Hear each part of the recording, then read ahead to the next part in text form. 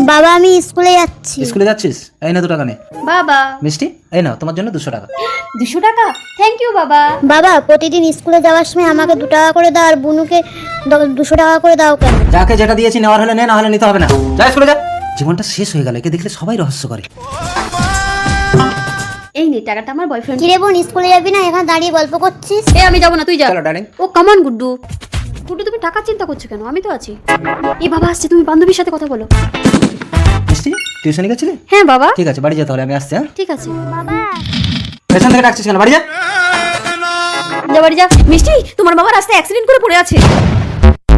আরে ইভেন বাবা তো অ্যাক্সিডেন্ট করেছে, এখন গেলে চাই অনেক টাকা লাগবে, আমি যাবো না।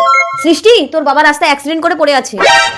বাবা ডাক্তারবাবু স্যার আমাকে সুস্থ করার জন্য অনেক ধন্যবাদ। সে ঠিক আছে, কিন্তু আপনার ছোট মেয়ে তো আপনাকে গ্রাহ্য করেনি। আপনার এই বড় মেয়ে সময় মতো আমার ক্লিনিকে এনে এতগুলো টাকা খরচা না করলে আমি আপনাকে বাঁচাতে পারতাম না।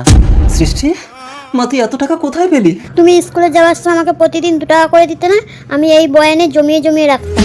বাবা তুমি ভালো হয়েছো, আমাকে 100-2 টাকা দাও তো। সৃষ্টি বন্ধুরা, যাকে আমরা অবহেলা করি সেই থাকে বিপদের দিনে।